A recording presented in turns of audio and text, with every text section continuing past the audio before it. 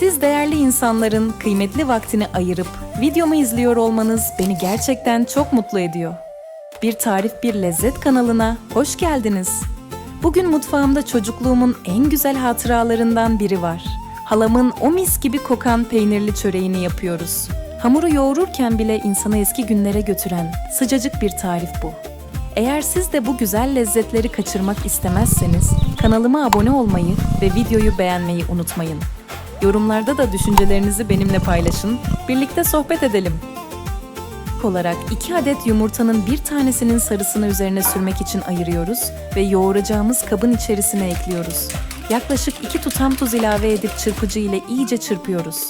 Daha sonra incelttiğimiz bir su bardağı süzme yoğurdu içerisine ekleyip çırpıcı ile tekrar karıştırıyoruz. Burada sıralama önemli olacaktır. Tereyağını eritip bir su bardağı olacak şekilde ilave ediyoruz ve tekrar çırpmaya devam ediyoruz. Son olarak bir su bardağından 2 parmak eksik kadar zeytinyağı ilave edip tekrar çırptıktan sonra yavaş yavaş ununu ilave ediyoruz. Yaklaşık 5 su bardağı unu azar azar ilave ederek hamur kıvam alana kadar yoğuruyoruz.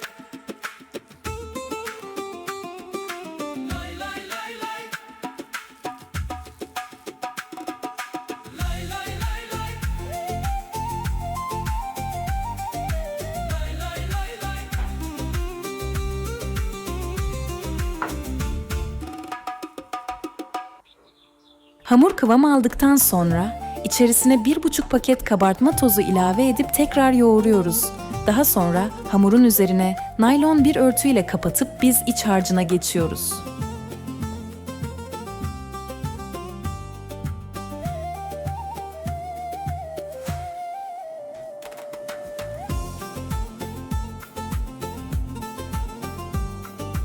Yaklaşık 200 gram kadar kaşar peynirini rendeliyoruz.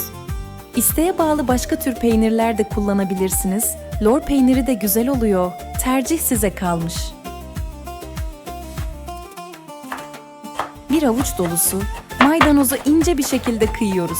Daha sonra hazırladığımız peynirin içerisine ekleyip karıştırıyoruz.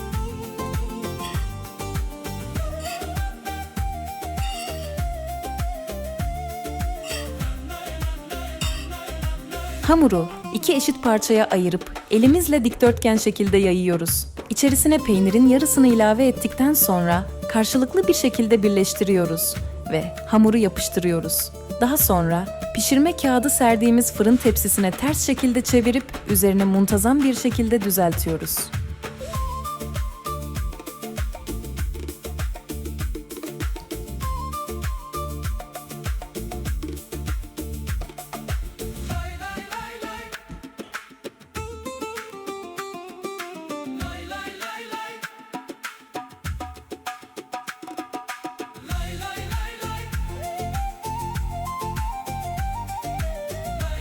Bu tarif benim için sadece bir lezzet değil, bolluğun ve sevginin en güzel hali.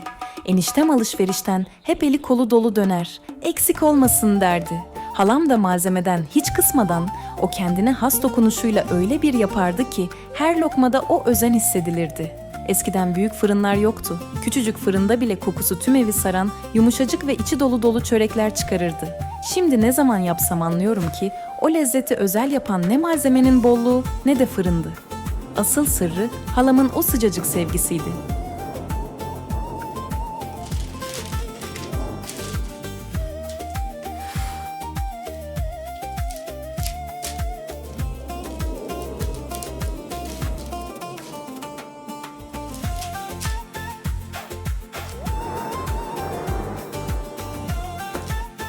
Sarısını ayırdığımız yumurtayı çırpıp üzerlerine fırça darbeleri yaparak sürüyoruz. Her tarafına eşit gelecek şekilde sürdükten sonra susam ve çörek otu ilave edip önceden ısıtılmış 180 derece fırında üzeri kızarana kadar pişiriyoruz. Burada pişme yavaş olacaktır, hızlı pişirirseniz içi pişmeyecektir. O yüzden yavaş yavaş pişirme ile daha ideal lezzeti yakalayacaksınız.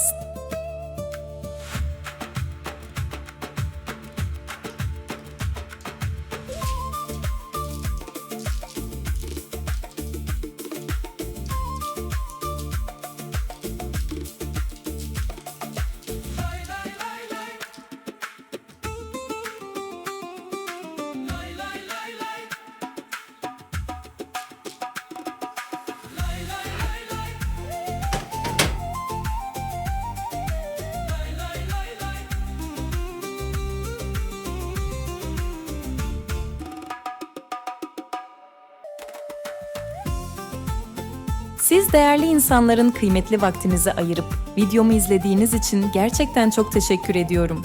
Umarım bu tarifte sizin mutfağınıza aynı sıcaklığı, aynı lezzeti ve aynı güzel hatıraları taşır.